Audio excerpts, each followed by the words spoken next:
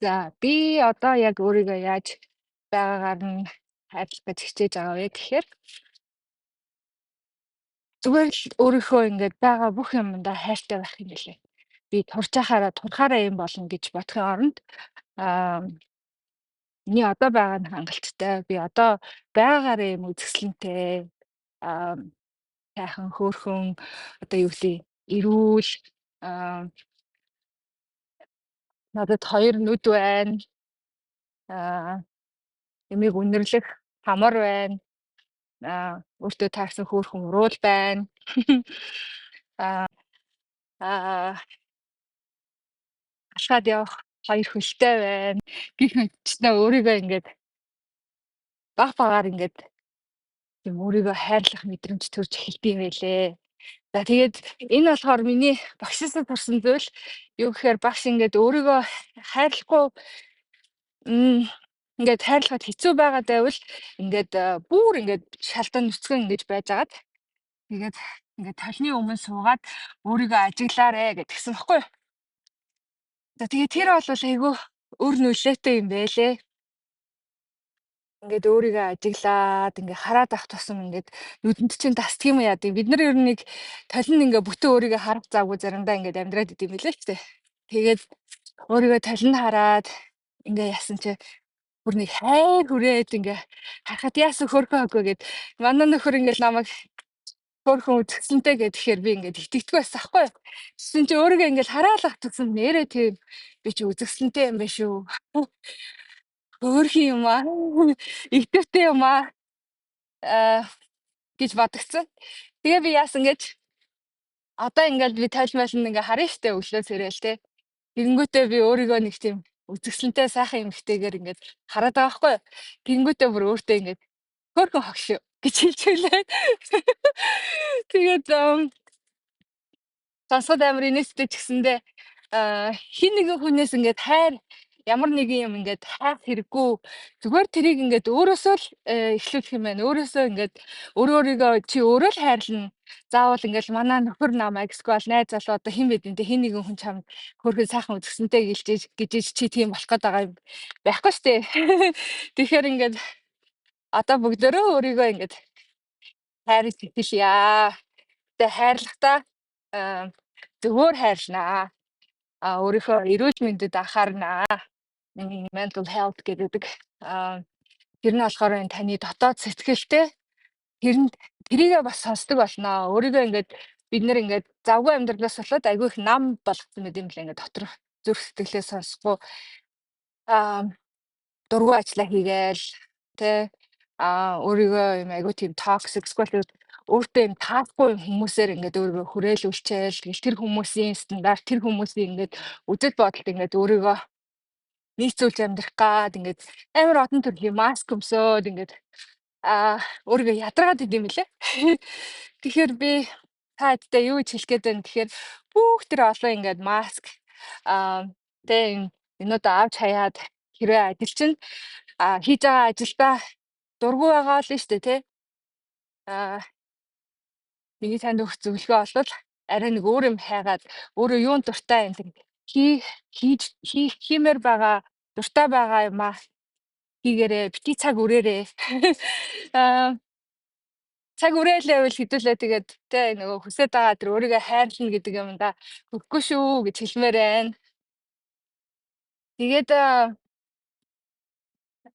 бас нэг юм нь би та хэдээсээ бас нэг юм одоо хүсье.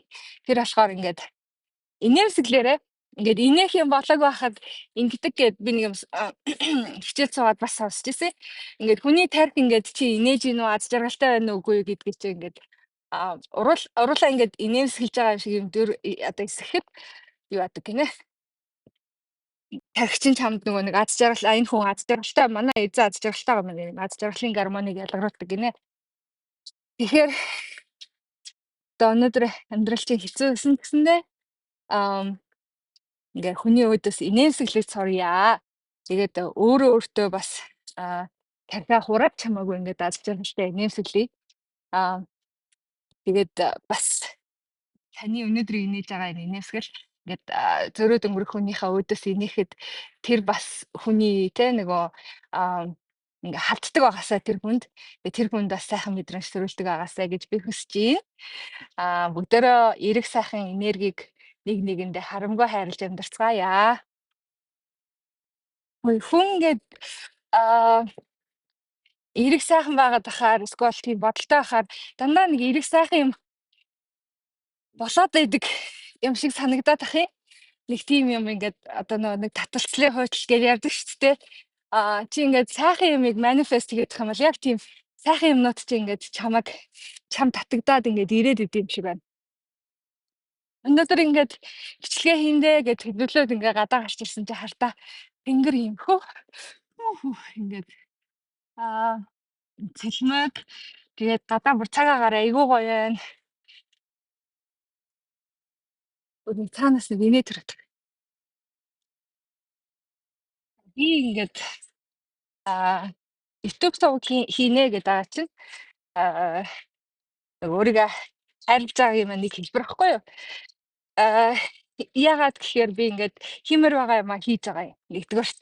Хоёрдугаар гэх юм бол надад нэг сул тал байгаа. Тэр нь болохоор ингээд юмнаас амархан өөддөг. Аа, өөддөг гэдэг нь болохоор надад нэг тийм ямыг ингээд дуусгахгүй гэдэг юм да. Нэг тийм зам байгаа байхгүй юу? Аа, discipline гэж англиар бас нэрлэдэг шүү дээ. Тэгээд тэрийг монголоор юу гэдэг юм болоо? Discipline ч. Аа, аа за яг хаа. Discipline гэхээр бүгдээрээ барыг ойлгох бах те. Тэгэхээр надад тийм юм жоохон дутаад байгаа. Тэгээд одоо YouTube community үүсгэй гэдээ яриад байгаа шүү дээ. Тэгээд өөртөөгөө юм ижилхэн бодолтой бас өөрийгөө өөрчлөе, гоё юм эргээр сайхнаар харъя гэсэн хүмүүсийн ийм нэгдэл донд ингээд байх юм бол би бас юутай болох юм байна, дисциплинтэй болох юм байна гэж бодсон. Тэгээд YouTube сувг хийж байгаа маань бас би ингээд нэгэн алхам хийж байгаа гэсэн үг байхгүй юу. Тэгээд та хэд маань ингээд намайг хүлээж байгаа, миний бичлэгийг хүлээж байгаа гэж бодохоор би ингээд бичлэг хийхгүй болохгүй шүү дээ тий. Аа тэгэхээр нэгэн төрлийн бас нэг өөртөө Сахилгабат, монголоор Сахилгабат гэдэг. Сахилгабат гэдэг юмыг бас сурах гээд байгаа юм. Тэгээд би өнөөдөр гадаа гараад алхаад явж байна. Би одоо өөртөө нэг зорилго тавьсан. Эрүүл байхын тулд би дасгал төлбөр хийх хэрэгтэй юм байна. Эрүүл байхын тулд тэр нь одоо ямар нэгэн төрлийн инвест хийх хэрэгтэй юм байна гэд. Тэгээ яг одоогоор би дасгал хийх боломжгүй байгаа. Нөгөө биэнд маа нөгөө нэг юу байгаа гэж тэгсэн ш тишүү дизайнер гэдэг юм байгаа гэд. Тэрнээс болоо жоохон дасгал хийх боломжгүй. Миний ганц хийж чадчих байгаа юм болохоор алхах байхгүй юу? Хоёр хөл оролцож байгаа учраас тэгээд алхахтаа бас би сайн юмшээ. Зарим өдөр залхуураад алхахгүй ч юм уу эсвэл ингээл өөрөө шалтак тавиад ийм үе байсан байхгүй ингээл ядраад байна. Эсвэл яд энэ гадаа хүүтэн байна гэдэг. Тэгээ одоо болохоор би өдөр болгон 1 цаг алхах тийм зорилготой байгаад байгаа. Тэгээд тэр зорилгодоо ч гэсэндээ та нарыгаа юу амар байгаа. Урмаар байгаа. Тэгээд би одоо сошиал медиагаа YouTube-ныхаа description дээр нь тавьчихсан. Тэгээ та хэд маань намайг дагаарай. Тэгээ би өдөр болгон ингээд сошиал медиа дээр өнөөдөр алхсан алхаагүйгээ ингээд пост хийгээд бас өнөөдөр юу бодож байгаа гэдгээ тавья гэж бодоод байгаа. Тэгээ надтай ингээд нэгдээд өдөрт нэг те өөртөө цаг гаргаад ингээд гадааны сайхныг мэдрээд ингээд те тэгдэг болоод нэг эрүүл мэндэ анхаардаг болоод ирэхээр чинь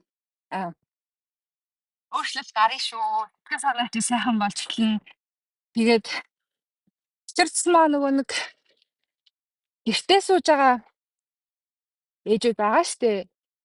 Тийм гэртээ сууж байгаа ээжүүд нь штэ тий. Гадаа гарч алхах айгүй чухал шүү. Тэрч маа нөгөө нэг дөнгөж хүүхэд гаргачаад ийм нөгөө нэг postpartum depression гэж байдаг штэ. Би тийм юм болж исэн. Тэрний талаар бас хэдүүлээ дараа ярина. Тэр үнэхээр бас амар юм. Тэгээд тэр depression тэр юм хэцүү юмыг даван туулахын тулд өдөрөө шүү дээ нэг өөрийгөө хайрлах гэдэг юмыг суралцах шаардлагатай. Яагаад тэгэхээр ээжүүд нөгөө нэг тэг ингээд хүүхэд гаргаад нэгэн амийг бий болгосон учраас биенээсээ хуваасан учраас ингээд нөх хуучин тэгээд төгөөс өмнө байсан тэр биенээсээ өөр биетэй болсон байдаг. Тэгэл шөнө унтаж чадахгүйгаас болоод ингээд зөндөө олон бэрхшээлүүд гардаг гэдэг тий. Тэгэл аа нэг тийм нөхөр ойлгох байгаа юм шиг гэд янз янзын болдог болдог. Тэгээ тэрний талаар бас дараа хэдүүл ярьснаа. Тэхийн тулд гэхдээ зүгээр л намайг дагаад нэг начиг цаг маг гэж хэрэггүй. Өдөрт нэг 5-10 минут гэсэн ч хангалттай.